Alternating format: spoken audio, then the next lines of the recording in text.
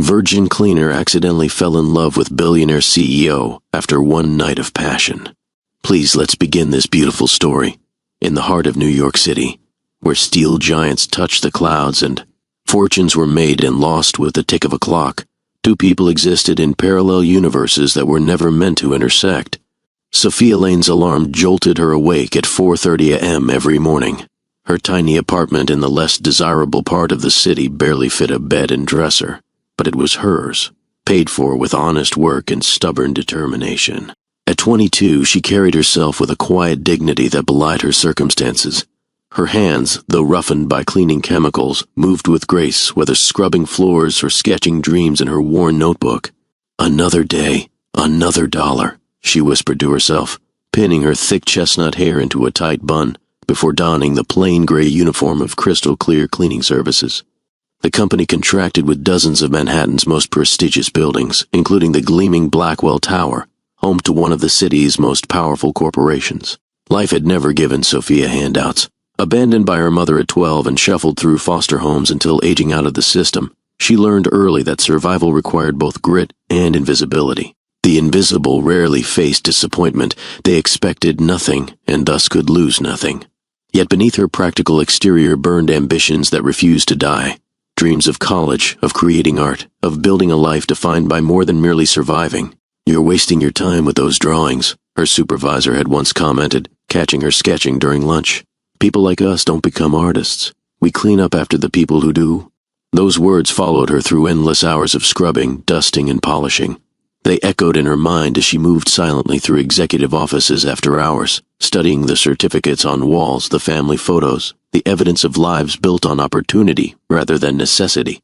Despite the attention her striking beauty attracted, full lips, almond-shaped eyes, and curves that her uniform couldn't fully hide, Sophia remained untouched. Not from lack of opportunity, but from choice. She had seen too many girls from her neighborhood give themselves to men who took what they wanted and left nothing behind. She had promised herself that when she finally gave herself to someone, it would be on her terms, with someone who truly saw her. 40 floors above where Sophia typically worked, Ethan Blackwell commanded an empire.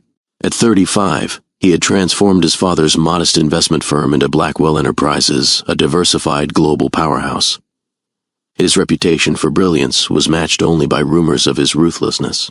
The business pages called him the Wolf of Wall Street too, a moniker he neither encouraged nor disputed.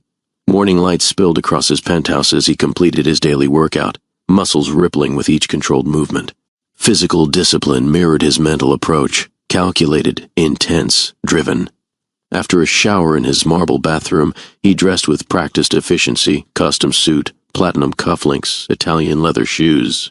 His reflection showed a man in his prime, 6 feet of confident authority with piercing blue eyes that missed nothing and revealed less. "Your 8 a.m. called to cancel," his assistant informed him as he entered his office. "And the board wants to move tomorrow's meeting to discuss the Munich acquisition." Ethan nodded, already scanning market reports on his tablet. "Tell them that's fine, and have legal send me the revised contract for the Singapore property." Business flowed through his veins more naturally than blood, every decision calculated, every risk measured. He had built walls around himself so impenetrable that few remembered the young man who'd once written poetry and dreamed of more than wealth. Power had become both his shield and his prison. Women came easily to him, too easily. They offered themselves without reservation, drawn to his wealth, his influence, his undeniable physical allure. He took what was offered, satisfying physical needs with skilled efficiency, but never allowing anyone close enough to touch his heart. Sex was a release, a momentary escape from the loneliness that haunted him behind closed doors. His last relationship had ended precisely as he'd designed it, with a generous parting gift and mutual understanding that passion without commitment had run its course. Natalia had been perfect on paper, beautiful, sophisticated, connected. Yet even in their most intimate moments he had remained somehow untouched, a part of himself locked away. "Mr. Blackwell, your mother called again," his assistant mentioned cautiously. "Tell her I'll call back this weekend," he replied, knowing he probably wouldn't. Their relationship had fractured years ago when he chose to rebuild the company rather than follow her wishes to sell after his father's death. The estrangement added another brick to the wall surrounding his heart. The irony wasn't lost on him, that a man who could buy anything remained fundamentally unfulfilled. The penthouse felt empty despite its perfect design. The applause at industry events rang hollow. The women who shared his bed left no imprint on his soul. "Is there anything else?" he asked his assistant, who hesitated before answering. "The charity gala next month. The Children's Hospital is hoping you'll attend personally rather than just sending a donation." Ethan frowned. Public appearances drained him, the constant performance exhausting. "I'll think about it," he said, which they both knew meant no. As evening descended on the city, Sophia finished her shift on the 32nd floor, 8 levels below where Ethan was working late. Neither knew the other existed. Neither could imagine how a chance encounter would shatter the carefully constructed boundaries of their separate worlds. Their lives were perfect opposites: privilege versus struggle, abundance versus scarcity, emotional isolation versus yearning for connection. Yet beneath these differences lay surprising similarities. Both were survivors. Both wore masks of their own making. Both protected vulnerabilities hidden from the world's judgment. The universe often brings together souls that need each other most, even when they believe they need no one. Sometimes it takes a storm to clear the path between two hearts that didn't know they were searching. And that night, as dark clouds gathered over Manhattan, the weather forecast predicted only rain, not the collision of two lives that would never be the same again.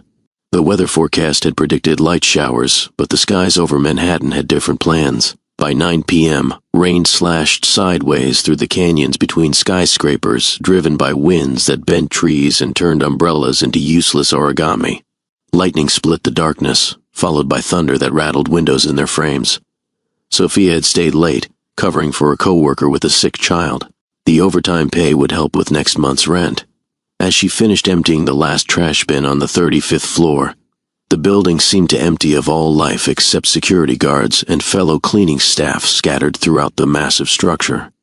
"You heading out now?" asked Miguel, the night security guard at the elevator bank. "It's horrible out there." "Don't have much choice," Sophia replied with a small smile. "My apartment isn't going to walk to me." Miguel frowned. "At least take this," he offered, handing her a large black umbrella from the Lost and Found. "Been here for months. Nobody's coming back for it." Grateful, Sophia tucked it under her arm and rode down to the lobby. Through the glass doors she could see sheets of rain illuminated by streetlights. Taking a deep breath, she pushed through the revolving door into the deluge. The umbrella lasted precisely 3 blocks before a violent gust turned it inside out, rendering it useless. Sophia cursed under her breath, ducking into a recessed doorway to catch her breath. Her uniform was already soaked through, her thin jacket offering minimal protection. 6 more blocks to the subway station felt impossible in these conditions. She waited for a break in the downpour, but the rain only intensified. Water pooled around her feet, rising with alarming speed as storm drains backed up. When it reached her ankles, she realized she couldn't stay put. Stepping back into the storm, she kept her head down and pressed forward, barely noticing the headlights approaching until a wave of water crashed over her as a car hit a massive puddle at speed. "Perfect," she muttered, now completely drenched and shivering. Her indignation turned to surprise when brake lights flashed red and the vehicle, an expensive black sedan, reversed toward her. "I'm so sorry about that," came a deep voice. "Are you all right?" Sophia was about to respond with something less than polite when lightning flashed, illuminating his features. Strong jawline, intense eyes, an expression of genuine concern rather than the dismissive pity she was accustomed to receiving. Her prepared retort died on her lips. "I'm fine," she managed, water dripping from her eyelashes. "Just got a little wetter than I already was." "Let me give you a ride," he offered. "It's the least I can do." Every warning bell from her childhood rang in her head. Never get into cars with strangers. But another look at his face, combined with a fierce gust of wind that nearly knocked her off her feet, made the decision for her. "Thank you," she said, hurrying around to the passenger side. As she slid into the warm interior, the scent of expensive leather and subtle cologne surrounded her. The contrast between her sodden state and the car's pristine condition made her self-conscious. "I'm soaking your seat," she apologized. "It will dry," he replied simply, putting the car in drive. "Where are you headed?" She hesitated before giving the cross streets near her apartment building, acutely aware of how different his world must be from the neighborhood where she lived. "I'm Sophia," she offered, breaking a moment of silence. "Ethan," he responded, with a brief glance that seemed to take in every detail of her appearance. The windshield wipers worked furiously against the downpour, creating a hypnotic rhythm as they drove. Sophia stole glances at his profile, the confident set of his shoulders, the way his hands rested on the steering wheel with casual authority, the expensive watch glinting on his wrist. Everything about him spoke of wealth and power. "You work at Blackwell Tower?" he asked, noticing her uniform. "I clean there," she answered, straightforward about her position. "Night shift, usually. You?" A flicker of something crossed his face. Amusement, perhaps. "I work there, too." Something in his tone suggested more than he was saying, but Sophia didn't press. The circles they moved in would hardly overlap in a building that housed thousands of employees across dozens of companies. As they approached her neighborhood, the streets became narrower, the buildings more weathered. Potholes sent jarring bumps through the luxury vehicle, making it seem even more out of place. "Just up here on the right," Sophia directed, pointing to a brick building with peeling paint and security bars on the lower windows. Ethan pulled to the curb, frowning as he surveyed the environment. The street was partially flooded, water rising rapidly around parked cars. "Is that your building?" he asked, nodding toward her apartment complex. He turned to face her fully for the first time. "The basement of that building is going to flood, if it hasn't already. The whole block looks vulnerable." As if confirming his assessment, a nearby transformer exploded in a shower of blue sparks, plunging the street into darkness. Screams and shouts echoed from various buildings, as emergency lights flickered on in some windows while others remained dark. "Do you have somewhere else you can go tonight?" he asked, concern evident in his voice. Sophia's mind raced through her limited options. No family, friends who lived in similarly precarious buildings. A shelter would be overcrowded on a night like this. "I'll figure something out," she said with more confidence than she felt. Their eyes met in the dim light of the car's interior. For a moment, something electric passed between them that had nothing to do with the storm raging outside. "Listen," Ethan said, his voice dropping slightly. "I have a guest room. You're welcome to stay there until the storm passes, and you can check on your apartment." The offer hung between them, loaded with implications neither could fully articulate. Sophia weighed her options rapidly. The risk of accepting versus the certainty of a flooded apartment and a night of seeking shelter in increasingly dangerous conditions. "Why would you help me?" she asked directly. "You don't know me, because I can," he answered simply. "And no one should have to battle this storm alone if they don't have to." Another transformer blew nearby, emphasizing his point. Water was now visibly flowing down the street like a river. "Okay," she decided. "Thank you." He nodded once and pulled away from the curb, navigating carefully through rapidly deepening water. As they left her neighborhood behind, Sophia felt a strange mix of relief and apprehension. She was putting her trust in a complete stranger, a wealthy, powerful stranger who had no reason to help her beyond basic human decency. "I should warn you," she said, breaking the silence. "I'm completely soaked. Your guest room might never recover."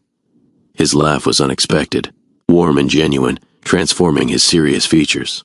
"I think we can manage that problem." 20 minutes later, they pulled into an underground garage beneath one of Manhattan's most exclusive residential buildings. The valet who approached did a double take at Sophia's bedraggled appearance but maintained professional composure as Ethan handed over the keys. "Good evening, Mr. Blackwell," the valet said with deference. Sophia froze, the name registering with shocking clarity.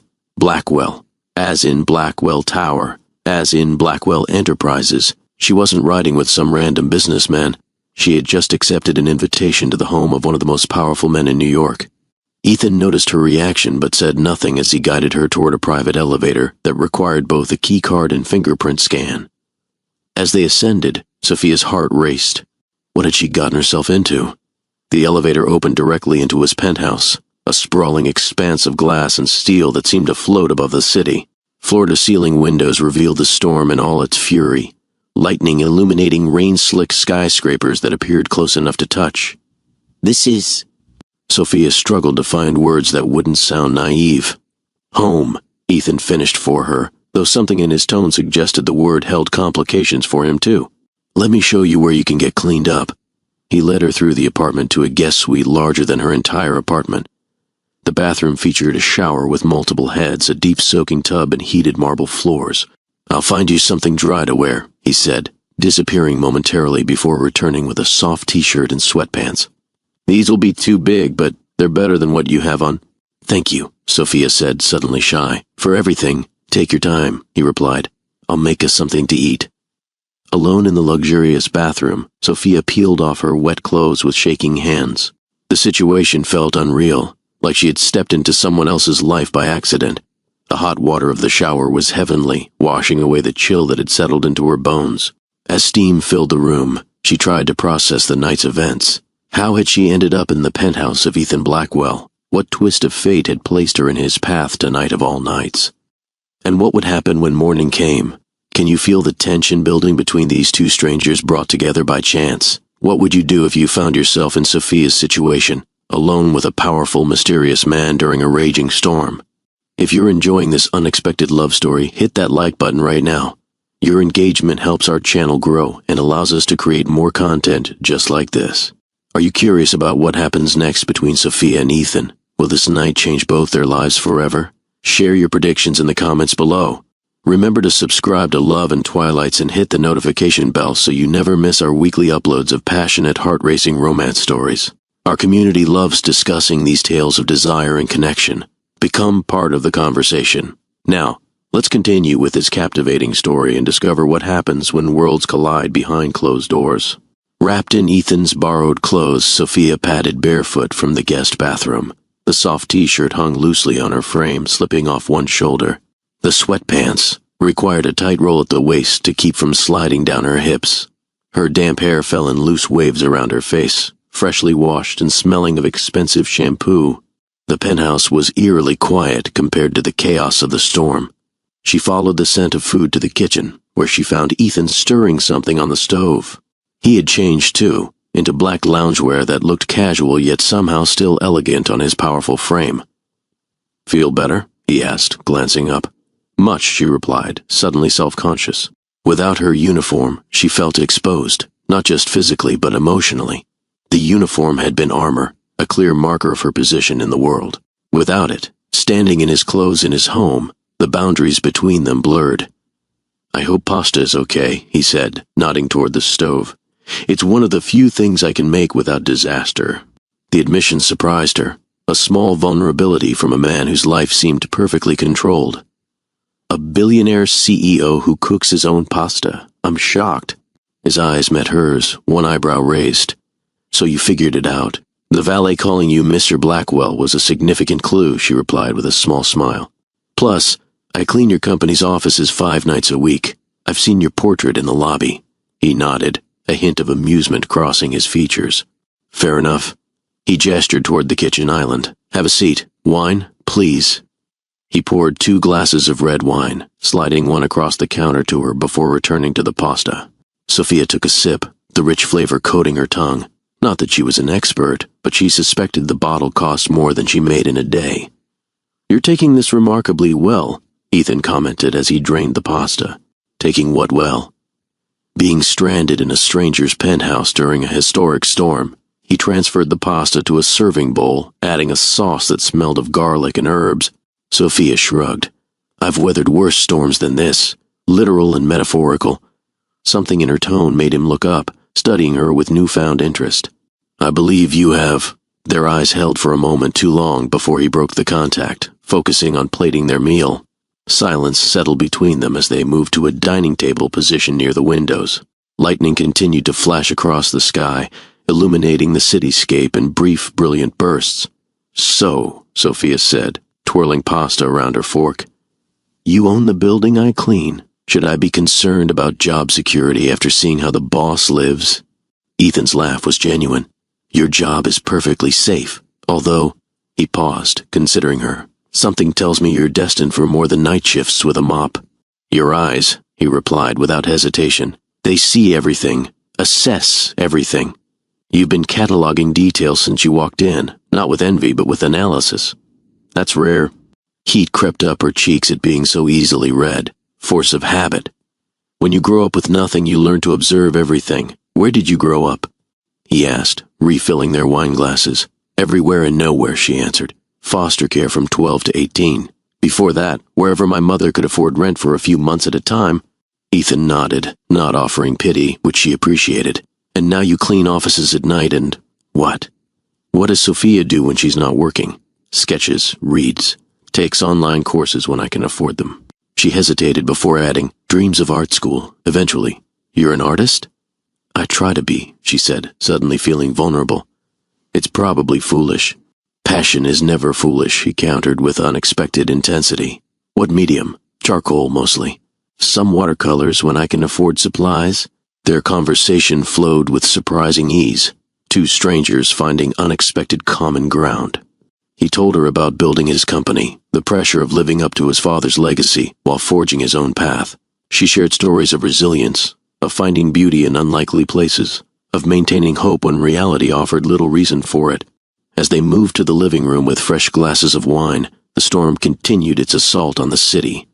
The power flickered several times but held, likely thanks to the building's backup generators. Thank you for rescuing me tonight, Sophia said, settling onto the plush sofa. I can't imagine what my apartment looks like right now. I'm glad I was in the right place at the right time, Ethan replied, sitting beside her, close but not touching. Though I admit, picking up beautiful women during natural disasters isn't my usual Friday night activity. The compliment lingered between them, shifting the atmosphere. Sophia tucked her legs beneath her, angling her body toward him. And what is your usual Friday night activity, Mr. Blackwell? Work, he admitted with a wry smile. Endless work, the curse of success, the curse of never feeling like it's enough, he corrected, his expression suddenly serious. You build and build, acquire and expand, but the goalpost keeps moving. What would be enough? She asked softly. The question seemed to catch him off guard. He stared into his wine glass as if it might contain the answer. I don't know anymore. Lightning flashed, illuminating his profile, strong jaw tensed, eyes distant. In that moment, she saw beyond the powerful CEO to the man beneath, carrying burdens invisible to the world that worshipped his success. Without thinking, she reached out, her fingers lightly touching his hand. Thank you for sharing that with me. His eyes locked with hers, intensity radiating from him in waves. The air between them seemed to charge with electricity that had nothing to do with the storm outside. His gaze dropped to her lips, then back to her eyes, a question in his expression. Sophia, he said, his voice lower than before, I find myself wanting to kiss you, which is completely inappropriate given the circumstances. Her heart raced, desire pooling low in her belly. Why inappropriate? You're in a vulnerable position. You're in my home because of a crisis. I don't want you to feel obligated or... Ethan, she interrupted, shifting closer. I've spent my life making careful choices with very few options. Tonight, I have a choice I actually want to make. Kiss me. He hesitated only a moment before cupping her face with one hand, his thumb tracing her cheekbone. The touch was reverent, almost cautious, so at odds with the powerful man who commanded an empire. When his lips finally met hers, the contact was gentle, questioning. Sophia leaned into the kiss, her hand resting on his chest where she could feel his heartbeat quicken. The kiss deepened, his restraint gradually melting as she responded with increasing ardor. His hand slid into her hair, cradling the back of her head, as his tongue teased the seam of her lips, requesting entry she willingly granted. The world narrowed to points of contact, his hand in her hair, his lips on hers, the heat of his body as she pressed closer. When they finally broke apart, both were breathing heavily. You taste like wine and possibilities, he murmured, his forehead resting against hers. She smiled, her fingers tracing the strong line of his jaw. Is that a good thing? The best thing, he assured her, capturing her lips again. This kiss held nothing back. It was hunger and need and discovery all at once. His arms wrapped around her, drawing her onto his lap until she straddled him, the position bringing their bodies flush against each other. Through the thin material of their clothes, she could feel his arousal, the evidence of his desire making her gasp against his mouth. His hand slid under the borrowed t-shirt, caressing the bare skin of her back with warm, slightly calloused fingers. Every touch sent shivers of pleasure cascading through her body, awakening nerves she hadn't known existed. Sophia, he breathed against her neck, placing hot, open-mouthed kisses along the sensitive skin. Tell me to stop, and I will... Don't stop, she whispered, her head falling back to give him better access. Please don't stop. His hands moved higher beneath the shirt, brushing the sides of her breasts with exquisite restraint. Are you sure? We barely know each other. Sophia pulled back slightly, framing his face with her hands, forcing him to meet her gaze. I know enough. I know you're kind beneath that powerful exterior. I know you see me, really see me, not just what I do, where I come from. And I know that I want you, Ethan Blackwell, in a way I've never wanted anyone before. The confession hung between them, heavy with implication. His eyes darkened, pupils dilating with desire. "I should take you to bed properly," he said, his voice rough with restraint. "Not here on the sofa like we can't wait." "Maybe we can't," she suggested, rolling her hips against him and delighting in his sharp intake of breath. In one fluid motion he stood, lifting her with him. Her legs wrapped around his waist as he carried her through the penthouse to his bedroom, a masculine space dominated by a massive bed with dark linens. He laid her down with unexpected gentleness, his body covering hers as they sank into the mattress. "I need to tell you something," she whispered, as his lips traced a path along her collarbone. I've never," he stilled, raising his head to look at her. "You're a virgin?" She nodded, suddenly afraid he would pull away. Instead, his expression softened, filled with something that looked remarkably like awe. "Are you sure you want your first time to be with me?" he asked, brushing hair from her face with tender fingers. "I've never been more sure of anything," she answered truthfully. His kiss in response was different, deeper, more reverent. "Then I'll make it good for you," he promised against her lips. "So good, Sophia." And as the storm raged outside, they created a different kind of tempest within the sanctuary of his bed, a whirlwind of passion, pleasure, and connection that would forever alter the course of both their lives. Golden morning light filtered through floor-to-ceiling windows, painting warm stripes across tangled sheets. Sophia stirred slowly, her body pleasantly sore in unfamiliar ways. For a disorienting moment, she couldn't place where she was. The silken sheets, the spacious room, the panoramic view of Manhattan glistening after the storm. Then her gaze fell on Ethan, asleep beside her, and everything rushed back. His face in sleep was younger, softer, the perpetual furrow between his brows smoothed away. One arm was still draped possessively across her waist, as if even unconscious, he feared she might disappear. She studied him without the pressure of his intense gaze, the curve of his lips that had traced patterns of fire across her skin, the strong hands that had been so surprisingly gentle with her inexperienced body, the broad chest where she had rested her head as they both caught their breath between passionate explorations. Last night had been... Sophia searched for words adequate to describe the transformation she'd undergone in his arms. Magical felt too fanciful, earth-shattering too melodramatic, though both contained elements of truth. He had taken her through the doorway of womanhood with patient expertise, reading her body's responses with intuitive precision, guiding her through waves of pleasure she hadn't known were possible. "You're staring," Ethan murmured without opening his eyes, his voice morning rough in a way that sent a shiver down her spine. "I'm memorizing," she corrected softly. His eyes opened then, blue and clear and fixed entirely on her. "Memorizing what?" "This moment. You. Everything." She traced a fingertip along his jawline, marveling at her own boldness. "In case it never happens again," he caught her hand, pressing a kiss to her palm. "Why wouldn't it happen again?" Sophia gave him a look that suggested he was being deliberately naive. "Because you're you, and I'm me, and outside this bedroom, we live in completely different realities." "Reality is overrated," he murmured, rolling to hover above her, his weight supported on his forearms. "And right now, this is the only reality I'm interested in." His kiss silenced further protests, reigniting the flame that had consumed them through the night. Their bodies remembered each other now, no hesitation, no uncertainty, just the fluid communication of desire and response. His hands and mouth moved with deliberate intent, drawing gasps and moans from her that filled the sun-drenched room. "Ethan," she breathed as he moved lower, his destination clear. "You don't have to. I want to," he insisted, looking up the length of her body with hunger in his eyes. "I want to taste you, to feel you come apart against my tongue. Let me have this, Sophia." Unable to deny him, or herself, she surrendered to his practiced attentions, her world narrowing to the hot, wet pressure of his mouth and the building tension coiling tight within her. When release came, it crashed through her with stunning intensity, leaving her trembling and vulnerable in its wake.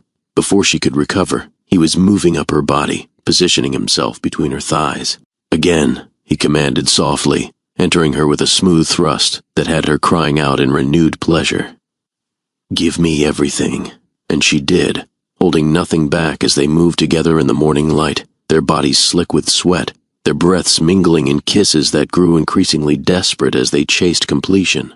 When they finally collapsed together, sated and breathless, the intimacy between them felt both fragile and profound. "I've never," Ethan began, then stopped, searching for words. Never what? She prompted, her fingers tracing idle patterns on his chest. Connected like this, he admitted, his voice low. Sex has always been just sex. Physical release. This was different. The confession touched something deep within her. For me too, she whispered, though in a very different way. She had given him her physical innocence, but he had given her something equally precious, vulnerability from a man who showed the world only strength. Later, wrapped in his robe, she watched from the kitchen counter as he made coffee, moving with easy confidence through his morning routine. The domesticity of the scene struck her with unexpected force. How natural it felt to be here with him. How quickly they had fallen into a rhythm together.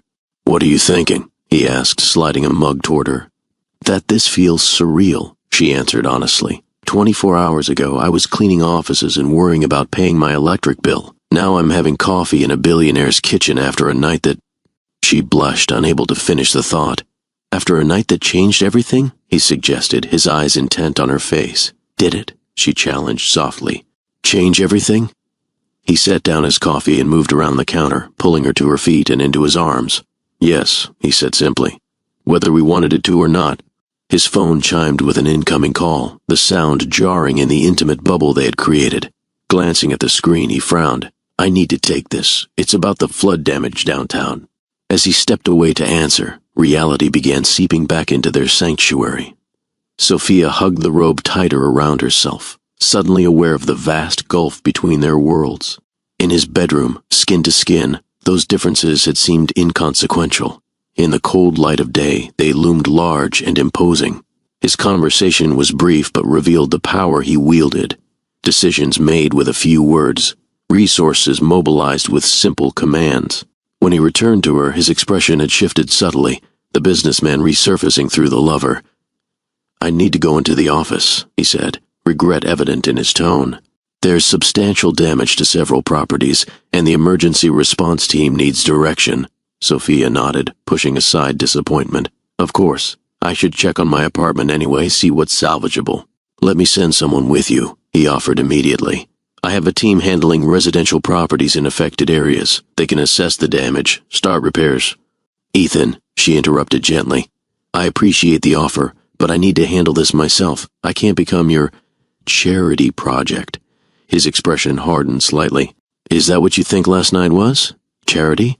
"No," she assured him quickly. "Last night was beautiful, honest. But this morning, I need to go back to my life, messy as it might be right now." Understanding dawned in his eyes, followed by reluctant acceptance.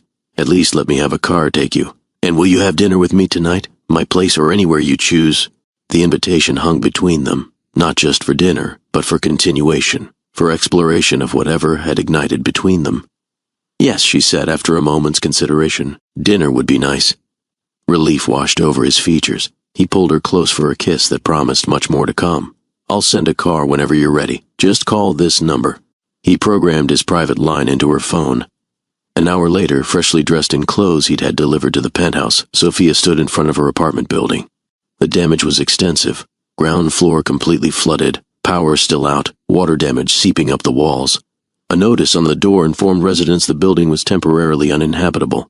Her apartment on the second floor had fared better than most, but water stains spread across her ceiling, and the persistent dripping into strategically placed buckets confirmed she wouldn't be sleeping there any time soon.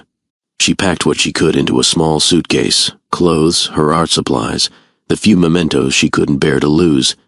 As she emerged from the building, the black car Ethan had sent still waited patiently.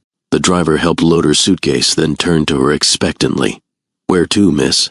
The question carried more weight than the driver could possibly know. Where to, indeed? She could go to a friend's place, impose on their already crowded apartment. She could find a cheap hotel until insurance came through. Or, "Just drive for now," she said, sliding into the back seat. "I need to make a call." With trembling fingers, she dialed the number Ethan had given her. He answered on the first ring. "Sophia, is everything okay?"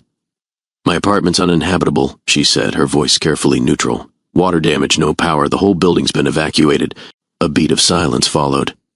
"Come back to the penthouse," he said, his tone making it neither a command nor a question, but something in between. "Stay as long as you need." "Ethan, I can't just—" "You can," he interrupted gently. "You will. Unless you have somewhere else you'd prefer to go? She closed her eyes, weighing pride against practicality, independence against connection. No, she admitted finally. I don't have anywhere else I'd prefer to go. Then it's settled, he said, and she could hear the smile in his voice. I'll be in meetings most of the day, but Maria, my housekeeper, will get you settled. I should be home by 7. Don't thank me yet, he replied, his voice dropping to that intimate register that made her pulse quicken. I have plans for you tonight that might make you reconsider your gratitude. Heat bloomed in her cheeks at the promise in his tone. 7 o'clock then. 7 o'clock, he confirmed. And Sophia? Last night was just the beginning. As she ended the call and directed the driver to Ethan's building, Sophia couldn't shake the feeling that she was crossing a threshold from which there would be no return. Her life as she had known it, practical, predictable, confined by limited means, was already receding in the rearview mirror. Ahead lay uncharted territory, the world of Ethan Blackwell, with all its privileges and complications. A world she had only glimpsed through windows she cleaned, never imagining she would be invited inside. A world where her heart, not just her body, might be at risk. What would you do in Sophia's position? Would you take the leap into Ethan's world, knowing all the complications it might bring? Or would you hold on to your independence, even if it meant walking away from such intense connection? Hit that like button if you've ever had to choose between your head and your heart. Your engagement helps our channel bring you more stories that explore these complex emotional dilemmas. The passion between Sophia and Ethan is undeniable, but will their different worlds eventually tear them apart? What challenges await them beyond the bedroom? Share your predictions in the comments below. Don't forget to subscribe to Love and Twilights with Dr. Phillips for daily uploads of passionate, emotional stories that explore the complexities of love and desire. Join our beautiful family of romance enthusiasts who live for these heart-racing tales. Now let's continue with Sophia and Ethan's journey as they navigate the complexities of their budding relationship. Maria welcomed Sophia to the penthouse with professional warmth, showing no surprise at her arrival or curiosity about her status. Mr. Blackwell called ahead. I've prepared the guest suite for you, she explained, leading Sophia past the room where she'd initially changed the night before. This suite was even more luxurious, a spacious bedroom connected to a sitting area and private bathroom, all decorated in soothing blues and grays. Floor-to-ceiling windows offered the same spectacular city views as the master bedroom, though from a different angle. Please make yourself comfortable, Maria continued. Mr. Blackwell suggested you might need assistance replacing items lost in the flood. I can arrange for shopping services or transportation if you prefer to select things yourself.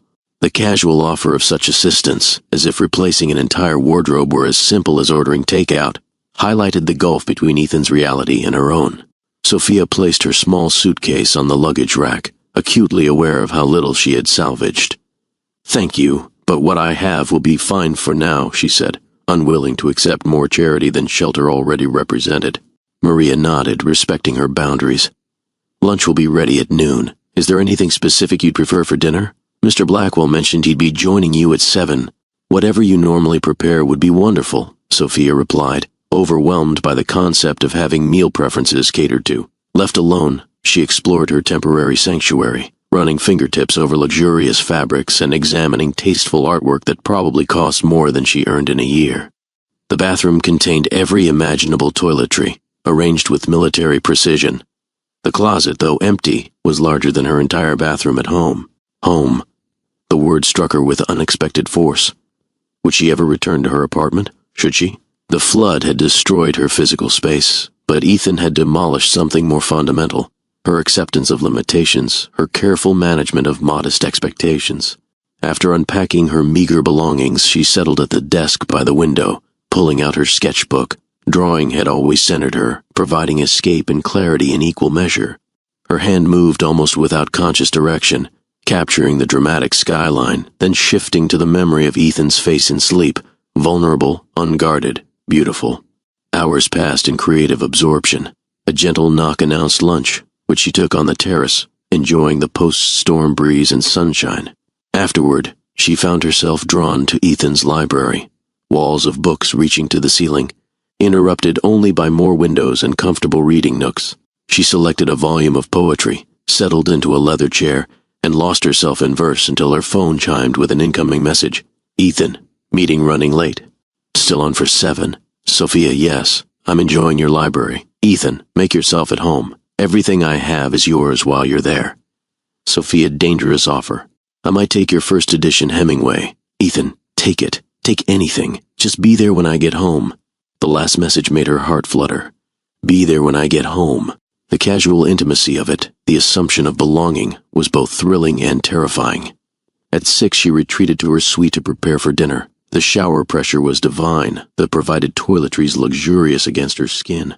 She dressed in her best salvaged outfit, a simple black dress that hugged her curves without being overtly sexy. Her makeup was minimal, her hair loose around her shoulders. Precisely at 7, she heard the elevator doors open, followed by Ethan's voice speaking to Maria. Taking a deep breath, she left the guest suite and walked toward the sound. He stood in the entryway, still in conversation with the housekeeper, his back to Sophia. Even from behind, power radiated from him. In the set of his shoulders, the confident stance, the bespoke suit that fit his athletic frame to perfection. When he turned and saw her, his entire demeanor softened, his professional mask slipping away to reveal the man she'd glimpsed in his most intimate moments. Sophia, he said, her name a caress on his lips. Hello, Ethan. Maria discreetly disappeared, leaving them alone in the foyer. For a heartbeat, neither moved, the air between them charged with anticipation. Then Ethan closed the distance in 3 long strides, his hands cupping her face as his mouth claimed hers in a kiss that spoke of hours of restraint and building hunger. I've been thinking about doing that all day, he murmured against her lips when they finally broke apart. Just that? She teased, emboldened by the naked desire in his eyes. His laugh was low and promising. Oh, I've been thinking about much more than that. But dinner first. I promised Maria. Dinner was served on the terrace, the city lights creating a backdrop of twinkling stars below them as night descended. The food was exquisite, the wine perfectly paired, the conversation flowing as naturally as it had the night before. But beneath the casual exchange ran an electric current of awareness, of anticipation for what would follow. How was your day? Sophia asked, watching him over the rim of her wine glass. Challenging, he admitted. The storm damage is extensive. We're coordinating relief efforts for several neighborhoods, including yours. Is that standard practice for Blackwell Enterprises? Disaster relief? His expression turned thoughtful. Not historically, no. But seeing your building, understanding what people lost, it seemed like the right thing to do. Did meeting me change your perspective? She asked boldly. You changed everything, he said simply. Made it personal rather than theoretical. Put faces to statistics. The admission touched her deeply. That's significant, more than you know. He reached across the table, taking her hand. My board thinks I've lost my mind, diverting resources to areas with limited return potential. And what do you think? I think I'm finally using my power for something meaningful. His thumb traced circles on her palm, sending shivers up her arm. Enough about work. Did you explore today? She told him about the library, the poetry she discovered, the sketches she'd drawn. He listened with genuine interest, asking questions that showed he valued her thoughts, her creative perspective. I'd like to see your art sometime, he said as they moved to the living room with fresh glasses of wine. It's nothing special, she demurred. I doubt that very much. He settled beside her on the sofa, closer than propriety would dictate. You see the world in ways I'm only beginning to understand. His phone buzzed insistently in his pocket. With an apologetic glance, he checked the screen. I need to take this. It's Tokyo. They're just starting their day. Sophia nodded, trying to hide her disappointment, as he stepped onto the terrace for privacy. Through the glass doors, she could see his expression harden into the mask of corporate authority, his gestures becoming more controlled, decisive. This was the Ethan. Blackwell the world knew. The ruthless businessman, the strategic genius, the demanding perfectionist. The call stretched to 30 minutes, then 45. Sophia refilled her wine, browsed the bookshelves, and tried not to feel like an intruder in his real life. When he finally returned, frustration evident in the tightness around his eyes, she offered a sympathetic smile. Trouble in Tokyo? Nothing that can't be managed, he said, though his tone suggested otherwise. I'm sorry about that. Don't be. Your work is important. Not as important as this. He gestured between them. Not as important as you. The words hung in the air, weightier than perhaps he'd intended. Sophia set down her wine glass, moving toward him with newfound purpose. Without speaking, she loosened his tie, her fingers working the expensive silk with deliberate slowness. What are you doing? He asked, his voice dropping to that register that made her insides liquefy. Helping you transition from CEO to Ethan, she replied, sliding the tie free and dropping it onto a nearby chair. The man I spent last night with. The one I want to spend tonight with, too. His eyes darkened as her fingers moved to his shirt buttons. Sophia. Unless you have more calls to make? She challenged softly, pausing at the third button. His answer was to capture her wrists, halting her progress. For a moment, she feared she'd misread the situation, crossed a line. Then he spun her around, pulling her back against his chest, his lips finding the sensitive spot below her ear that he'd discovered the night before. No more calls, he promised, his hands sliding down her sides to grip her hips. No more interruptions, just you and me. He guided her through the penthouse to his bedroom, their progress slowed by frequent stops to kiss, to touch, to remove another piece of clothing. By the time they crossed the threshold, Sophia's dress was unzipped, Ethan's shirt fully unbuttoned, both of them breathless with desire. What followed was different from their first night together, less careful, more confident, the hesitation of new lovers replaced by the exciting familiarity of bodies that had already learned to please each other. Ethan's controlled exterior cracked completely under her touch, revealing a passionate core that matched her own awakening hunger. Afterward, tangled in sheets in each other, they talked in the intimate darkness, about dreams deferred, about loneliness in crowded rooms, about the masks they wore for different audiences. Sophia confessed her fear of disappearing into his world, losing herself in his larger-than-life existence. Ethan admitted his terror that she would see beyond his wealth and find him lacking, unworthy of her genuine spirit. Their vulnerabilities, once exposed, became bridges rather than barriers. Each confession brought them closer, weaving connections that transcended physical intimacy. Stay, Ethan murmured as sleep began to claim them, not just tonight, not just because of the flood. Stay because I want you here, because I'm better when you're near me. On the edge of consciousness, Sophia made no promises, but she nestled closer into his embrace, allowing herself to imagine a future where such belonging might be possible. Neither of them saw the notification light blinking on Ethan's discarded phone, messages that would shatter their fragile sanctuary when morning came. Morning arrived with harsh clarity, sunlight streaming through windows Ethan had forgotten to shade the night before. He reached for Sophia, finding only cool sheets where her warmth should have been. Frowning, he sat up, scanning the room for signs of her. "Sophia?" he called, rising to pull on a pair of pajama pants. The sound of her voice drew him to the kitchen where she stood with her back to him, phone pressed to her ear. Her posture was rigid, her free hand gripping the counter with white knuckles. "Yes, I understand," she was saying, her voice carefully controlled. "Thank you for letting me know. I'll figure something out." She ended the call, shoulders slumping as she set the phone down. When she turned and saw Ethan, she attempted a smile that didn't reach her eyes. "Everything okay?" he asked, moving closer. "That was my supervisor at Crystal Clear. The company lost their contract with Blackwell Tower after the storm. Budget cuts, they said. Most of the night staff has been let go." She swallowed hard. "Including me." Ethan froze, confusion crossing his features. "That's impossible. I didn't authorize any contract changes. Well, someone did." Her voice held no accusation, just resigned acceptance. He reached for his discarded phone, scrolling through the messages he'd ignored the night before. His expression darkened as he read, jaw tightening visibly. "Lawrence," he muttered. "My CFO. He implemented emergency cost-cutting measures yesterday without consulting me. Claims he couldn't reach me during critical decision windows." The air quotes were evident in his tone. "Can't you reverse it?" Sophia asked. "Of course I can," he replied immediately. "One call and you'll have your job back." She studied him, her expression complex. "And what would that look like, Ethan? The CEO personally reinstating one specific night cleaner while dozens of others remain unemployed?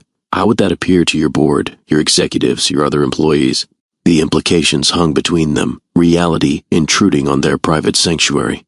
Whatever was happening between them couldn't exist in isolation, not when their worlds overlapped in ways that created power imbalances and potential impropriety. "I care about you too," she replied softly. "Which is why I can't let you compromise your position or create whispers about favoritism. Your work matters to thousands of people." Before he could respond, his phone buzzed with an incoming call. The screen displayed Vanessa Porter, PR director, accompanied by a text preview, urgent needs statement on courier photos. "You should take that," Sophia said, nodding toward the phone. Reluctantly, he answered, his professional persona sliding into place like armor. "Blackwell speaking." Sophia moved to prepare coffee, giving him privacy while remaining close enough to catch fragments of the conversation. Words like damage control and statement filtered through, along with front page and relationship status. When he ended the call, his expression was grim. "We need to talk." He led her to his home office, opening his laptop to display the morning's New York Courier website. The headline hit like a physical blow. Billionaire's flood relief, Blackwell's night with tower cleaner. Beneath it, photos showed Ethan helping Sophia into his car during the storm, then entering his building together. A second set, obviously taken with a long-range lens, captured them on his terrace the previous evening, his hand holding hers across the dinner table. "How did they," she began, shock rendering her nearly speechless. "Telephoto lenses, building residents selling information, doormen paid for tips, the usual tabloid tactics," he explained with practiced weariness. "I'm used to this. But you shouldn't have to deal with it." Sophia scanned the article, her stomach clenching at phrases like mysterious brunette, considerably younger, and coincidental layoffs at Blackwell Tower raising questions about the nature of their relationship. "They're implying I slept with you to keep my job," she said, voice hollow, then lost it anyway. "It's trash journalism," Ethan dismissed. "No one who matters believes it." "But they will," she countered, "because it makes sense. The powerful man and the desperate woman from the wrong side of town. It's a story people already know how to understand." Ethan's phone erupted with notifications, colleagues, board members, even his mother, all demanding explanations. He silenced it with a sharp gesture. "I need to go into the office," he said, conflict evident in his expression. "Handle this directly. Will you be okay here?" "Actually," Sophia replied, straightening her shoulders, "I think I should go." "Go where?" "My friend Mia offered her couch until my apartment's repaired. I can stay there while I figure out my next steps. It's not just the article," she explained gently. "It's everything this represents. The fundamental imbalance between us. You can make problems disappear with a phone call. I have to live with consequences I can't control. So your solution is to run?" There was hurt beneath his challenge, vulnerability that made her heart ache. "Not running. Regrouping. I need to find my footing independent of you, Ethan. Find a new job on my own merits. Secure housing that doesn't depend on your generosity. I can't become an extension of your wealth or power." He moved toward her, taking her hands in his. "I understand pride. I respect independence. But there's a difference between accepting help and becoming dependent." "Is there?" she challenged softly. "When the power dynamic is this unequal? When I have so little and you have so much?" Before he could respond, his phone rang again, the specific tone he'd assigned to his executive assistant. With visible reluctance, he answered, listening intently before responding with clipped instructions. "Board emergency meeting in 30 minutes, he explained after ending the call. "I have to go."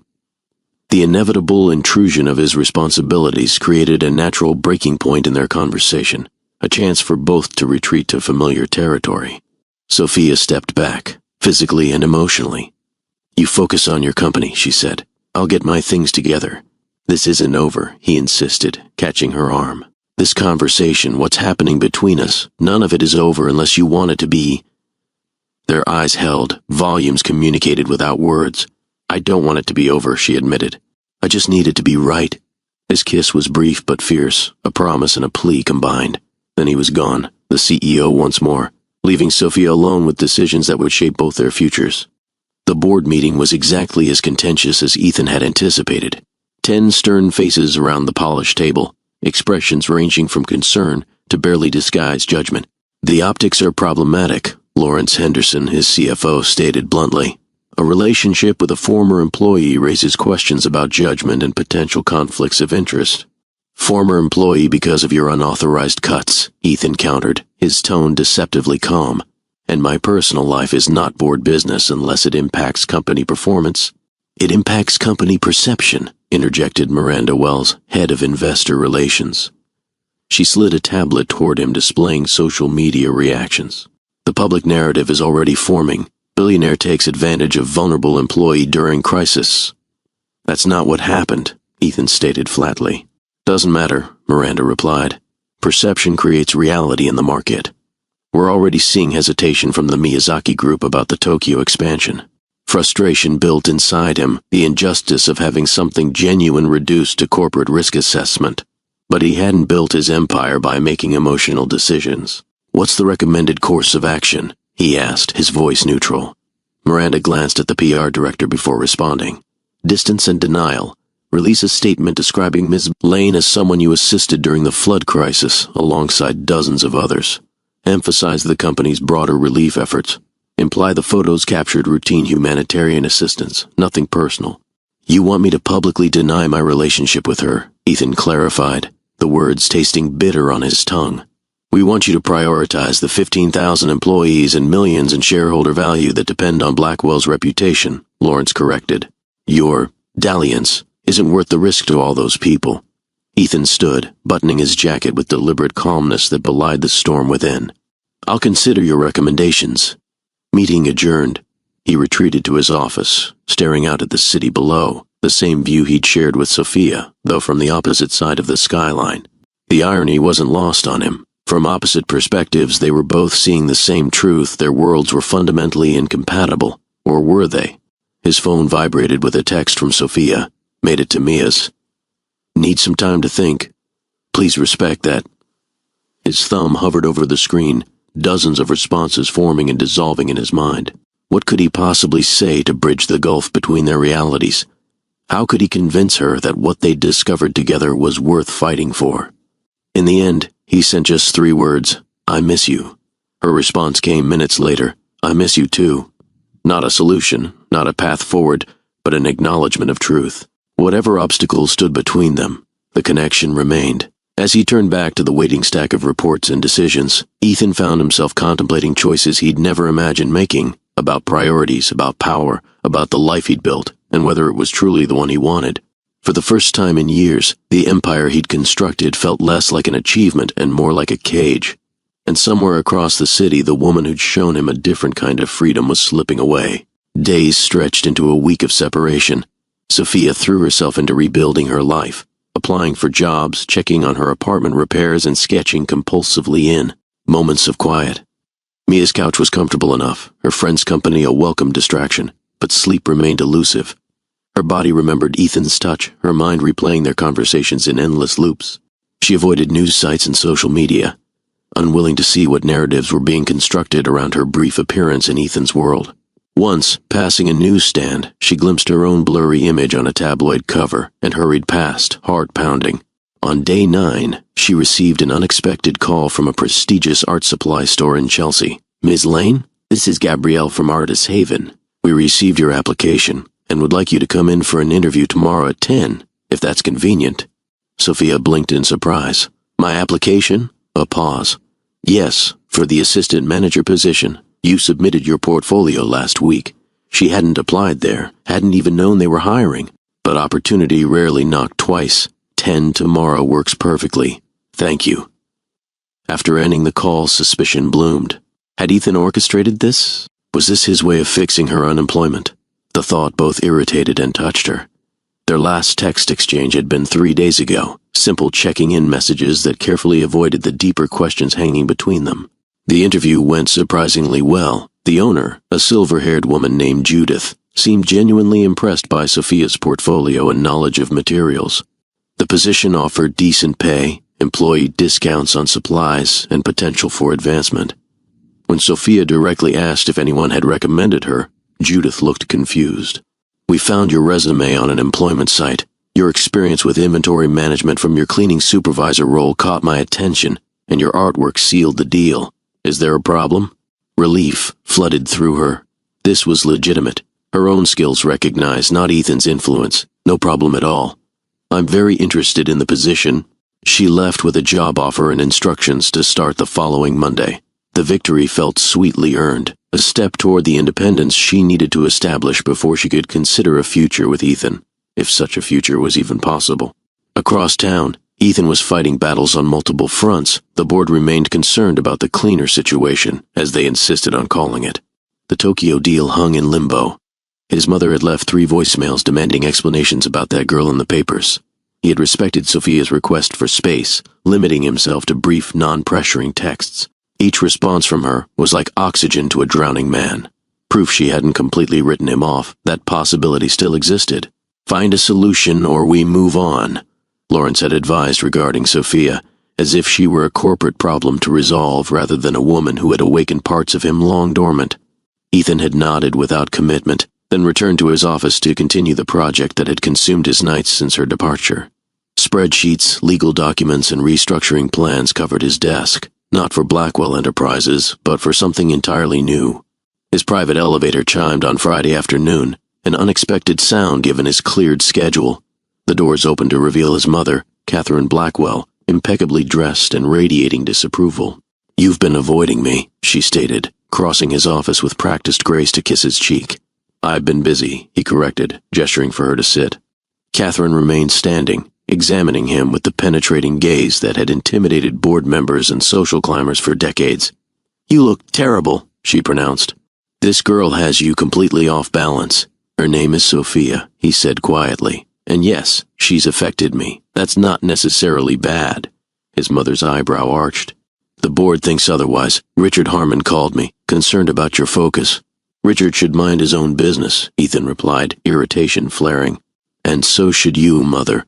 Rather than bristling at his tone, Catherine studied him more intently. "You're serious about her," she realized, surprise evident in her voice. "This isn't one of your usual arrangements." "No," he confirmed. "It's not." Catherine finally sat, her expression softening marginally. "Tell me about her. Not what the papers say, what you see in her." The request surprised him. His mother had never shown interest in his romantic life beyond ensuring his partners were socially appropriate. He searched her face for judgment or manipulation, finding only genuine curiosity. "She sees me," he said simply. "Not Blackwell Enterprises, not the family legacy, just me. And she shows me the world through different eyes. Eyes that find beauty and possibility where I've only seen problems to solve or assets to acquire." "And she's suitable?" Catherine pressed. "If you mean is she from our social circle, has the right credentials, knows which fork to use?" "No." He leaned forward. "But she's more genuine than anyone I've met in those circles. More talented, more resilient." Catherine considered this, fingers tapping thoughtfully on her purse. "Your father would say you're thinking with the wrong organ." Ethan laughed despite himself. "Probably, but he also taught me to recognize value where others miss it." "True enough." She stood, decision apparently made. "Bring her to dinner. Sunday at the house. I should meet this woman who's turned my pragmatic son into a romantic." After she left, Ethan sat motionless, processing the unexpected turn. His mother's interest could be genuine curiosity or calculated interference. Either way, he'd need to speak with Sophia directly. The time for text messages had passed. He reached for his phone, then hesitated. This conversation shouldn't happen over calls or texts. He needed to see her face, to remember exactly what he was fighting for. Sophia was organizing her meager art supplies when the knock came. Mia had left for her shift at the hospital, leaving Sophia alone in the apartment. Through the peephole, she saw Ethan, impeccably dressed yet somehow disheveled, as though his outer perfection couldn't quite mask inner turmoil. Her heart raced as she opened the door. "Ethan." "Hi," he said, uncharacteristically hesitant. "May I come in?" She stepped back, acutely aware of the contrast between his penthouse and Mia's cramped one-bedroom. He entered carefully, like someone approaching a wild animal they didn't want to frighten. "How did you find me?" she asked. "You mentioned Mia worked at Mount Sinai. There's only one Mia Rodriguez on staff there." He looked apologetic. "I shouldn't have tracked you down, but texts weren't enough anymore." "No," she agreed softly. "They weren't." They stood awkwardly in the small living space, distance between them that had nothing to do with physical proximity. "I got a job," she offered finally, breaking the silence. "Assistant manager at an art supply store in Chelsea. I start Monday." "That's wonderful," he said with genuine warmth. "Did you verify it was legitimate, not something I arranged?" The question surprised her. "I did, actually." "How did you know I'd suspect that?" "Because I know you," he replied simply. "Your independence matters. It should matter." Something in his tone caught her attention. "Have you been working on something? You have that focused look you get." His smile was quick, appreciative of her observation. "I have been. Something that might address the imbalance between us, if you're willing to hear me out." She gestured to the couch, taking a seat and waiting as he settled beside her, close but not touching, respecting the boundaries she'd established. "I've created a new foundation," he began, "separate from Blackwell Enterprises. Emergency housing assistance, educational grants for low-income adults, small business support. Funded with my personal assets, not corporate money." "That's amazing," she said, genuinely impressed. "But what does it have to do with us?" "I want you to run it," he replied, "not as a girlfriend or companion, but as a qualified professional with unique perspective on the communities we'd serve. Proper salary, benefits, your own office and staff." Sophia stared at him, processing the unexpected proposal. "You created a foundation. For me?" "Because of you," he corrected. "Because you helped me see needs I was blind to before. But it's not a gift or a solution to unemployment. It's recognition of what you bring to the table, empathy, insight, practical experience with the issues we'd address." She couldn't deny being tempted. Meaningful work with real impact, using her understanding of struggle to help others overcome similar challenges. But concerns remained. "People would say I got the position because we were involved." "People will always talk," he countered. "The question is whether their opinions matter more than the good you could do, the lives you could change. And what about us, personally? Would I report to you? Would we keep our relationship secret?" Ethan took a deep breath. "That's the second thing I came to discuss. I've restructured my role at Blackwell. I'm stepping back from day-to-day operations, remaining on the board, but appointing a new CEO. I'll focus on long-term strategy and special projects." The revelation stunned her. "You're giving up control of your company because of me." "For myself," he clarified, "and for what might be possible between us. The company became my entire identity after my father died. I built it into something he never imagined, proved myself to everyone who doubted me. But somewhere along the way, I forgot how to be just Ethan." Sophia's throat tightened with emotion. "And who is just Ethan?" His eyes held hers, vulnerability and certainty mingling in their blue depths. "A man who misses the woman who saw him clearly from the beginning. A man who wants to build something with her, not just a foundation or a business, but a life. A shared life, where power and wealth matter less than honesty and connection." "That's a lot to give up," she whispered, reaching to touch his face. "I've missed you," she admitted, the simple truth opening the door to deeper honesty. "But I was afraid of losing myself in your world." "I don't want you to fit into my world," he said, finally bridging the physical distance between them, taking her hands in his. "I want us to create a new one together, equal partners, building something neither of us could imagine alone." In his eyes, she saw not the powerful CEO or the passionate lover, but the man beneath both, seeking connection, offering genuine partnership despite the risks. "One more thing," he added with a hint of his usual confidence. "My mother wants to meet you. Sunday dinner at the family home." Sophia laughed despite herself, the ordinary relationship milestone striking her as absurdly normal amid their extraordinary circumstances. "Meeting the parents already?" "You move fast, Mr. Blackwell." His answering smile was boyish, hopeful. "Only when something matters, Ms. Lane. Only when something matters."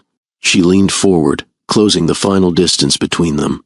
Their lips met in a kiss that felt like coming home, familiar yet new, an ending and beginning wrapped in one perfect moment of connection. The foundation, his company changes, her new job, his mother, all were conversations to continue. But this, the simple recognition of belonging together despite every difference, was the essential truth they'd both been seeking. What a beautiful turning point in their story. Ethan is making profound changes to bridge their worlds, while Sophia maintains her independence and dignity. Do you believe their solution will work?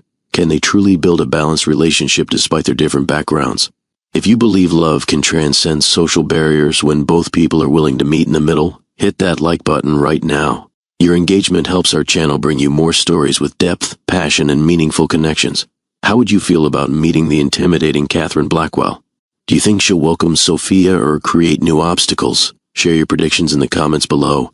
Please don't forget to subscribe to Love and Twilights for daily romance stories. Now, let's follow Sophia and Ethan as they take their first steps into their newly created world together.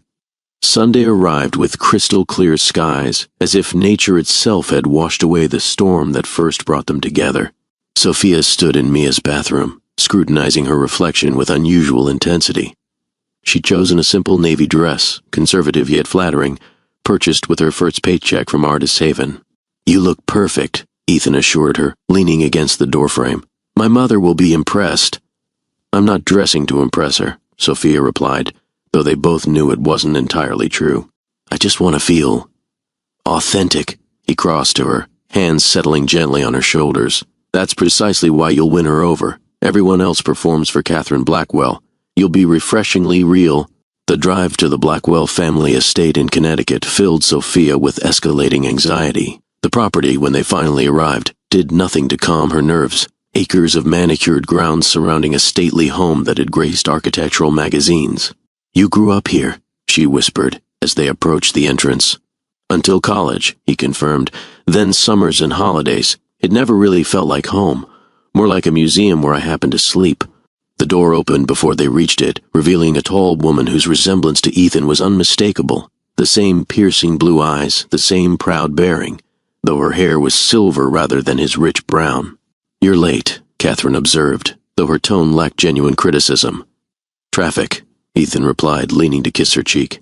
"Mother, this is Sophia Lane. Sophia, my mother, Catherine Blackwell." Sophia extended her hand, surprised when Catherine bypassed it to examine her face with keen interest. "So you're the woman who's accomplished what a parade of debutantes, models, and corporate lawyers couldn't—" "Mother," Ethan warned. "It's a compliment, darling," Catherine assured him, before returning her attention to Sophia. "Come in. Let's see if you're as interesting as my son believes." The interrogation began over appetizers, polite but pointed questions about Sophia's background, education, and career aspirations. Catherine listened with unexpected attentiveness, asking follow-up questions that suggested genuine interest rather than mere politeness. "Foster care taught you resilience," she observed when Sophia mentioned her childhood. "That's something money can't buy, though God knows I've watched people try." By the main course, Catherine had shifted to discussing the new foundation. "Ethan tells me you'll be running operations. Ambitious project for someone with no executive experience." "I lack traditional credentials," Sophia acknowledged, meeting the older woman's gaze directly. "But I understand the communities will serve in ways someone with an MBA might not. Theory is valuable, but lived experience brings perspective." Catherine's lips curved slightly. "Well said." She turned to her son. "She doesn't defer unnecessarily. I approve." "I wasn't seeking approval," Ethan replied, though his expression suggested relief. "Of course you were," his mother countered. "You've sought my approval since you were 7. The difference is now it actually matters to you." The observation held such insight that both Ethan and Sophia fell momentarily silent. Catherine used the opportunity to change topics, discussing the foundation's potential impact with surprising enthusiasm. As dessert was served, Catherine fixed Sophia with an evaluating gaze. "My son is making significant changes to his life's trajectory. He claims they're for himself, but we both know you're the catalyst. Does that concern you?" "Yes," Sophia admitted honestly. "I don't want responsibility for his choices." "Good answer," Catherine nodded. "The wrong woman would either deny influence or revel in it.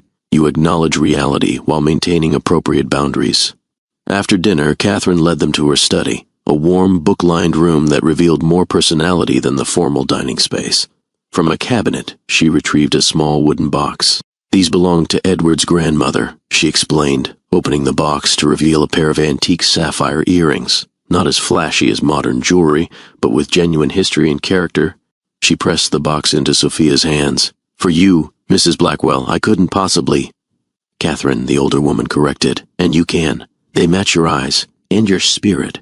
Old souls in young settings." She closed Sophia's fingers around the box. "I won't force tradition on you, but I will acknowledge what's clear to anyone with sense. You belong in this family, formal commitments notwithstanding." The gesture moved Sophia deeply, not for the value of the gift, but for the acceptance it represented. "Thank you, Catherine." Later, as they drove back to the city, Sophia's thoughts tumbled over the unexpected day. "She's nothing like I expected," she admitted, the sapphire earrings safely tucked in her purse. "She showed you her real self," Ethan observed. "That's rare. She must see what I see in you." Sophia reached across to take his hand. "And what exactly do you see?" His gaze remained on the road, but his fingers tightened around hers. "Everything I didn't know I was missing." Spring flowed into summer, change blossoming like the city's flowering trees. The Blackwell Foundation for Community Resilience opened its doors in a renovated brownstone, positioned strategically between the worlds it sought to bridge. Sophia's office occupied the front, windows open to the street, a conscious choice to remain connected to the community. Her apartment, finally repaired, became a studio space where she continued her artwork in evening hours after foundation work. Though Ethan's invitation to move into the penthouse remained open, They both recognized the importance of maintaining separate spaces during this transitional period. Independence doesn't threaten connection, Sophia had explained. It strengthens it by making time together a choice rather than a default. The wisdom of this approach revealed itself as their relationship deepened beyond the initial passion that had drawn them together. They established rituals: Wednesday night dinners at neighborhood restaurants, weekend mornings at farmers markets, afternoons where Ethan posed for Sophia's increasingly confident artistic explorations. The media eventually lost interest in their story, finding more scandalous targets as Ethan's reduced public profile and Sophia's legitimate professional role defied salacious narratives. The foundation's success garnered positive attention instead, highlighting the innovative approaches that stemmed from Sophia's unique perspective combined with Ethan's business acumen. "We make a good team," he observed one evening as they reviewed quarterly results in her modest apartment, takeout containers scattered among spreadsheets. "Better than I anticipated." "Did you doubt we would?" she asked, tucking feet beneath her on the couch they barely fit on together. "Not us," he clarified. "The concept, equal partnership between such different people. I've always preferred control. I've noticed," she teased, earning a playful nudge. "But sharing it with you feels natural," he continued. "You challenge me without undermining me. Support without enabling. That's what love does when it's healthy," she replied, the word love still new enough between them to carry special weight. His expression softened at the term. "Speaking of healthy love, I've been meaning to ask you something." Sophia was distracted, making notes on a community program proposal. "Move in with me." She looked up, surprised by the timing rather than the question itself. "We discussed this. My independence is fundamentally important," he finished. "I'm not asking you to become an extension of me or my world. I'm proposing we create a new home together, not my penthouse, somewhere that belongs to both of us equally." The thoughtfulness behind the suggestion touched her deeply. "You'd leave your penthouse, with its perfect view and private elevator, for a home that has you in it every morning and night?" Without hesitation, he took her hands, his expression serious. "I don't need marble countertops or designer furniture. I need the woman who sees beyond all that to the person I really am." Sophia studied him, the man who had transformed from stereotype to soulmate in her eyes. The powerful CEO she'd first encountered still existed, but alongside him had emerged a partner, a listener, a man capable of profound growth. "Yes," she said simply. "Let's find our place, together." The kiss they shared sealed more than an agreement about living arrangements. It affirmed the journey they'd undertaken, from strangers caught in a storm to lovers navigating the complexities of bridging different worlds. Autumn painted the city in warm hues when they finally found their home, a converted loft in a historic building, spacious enough for comfort but modest by Ethan's previous standards. They furnished it together, her artistic eye complementing his preference for functionality, creating a space that reflected their shared vision rather than either's individual past.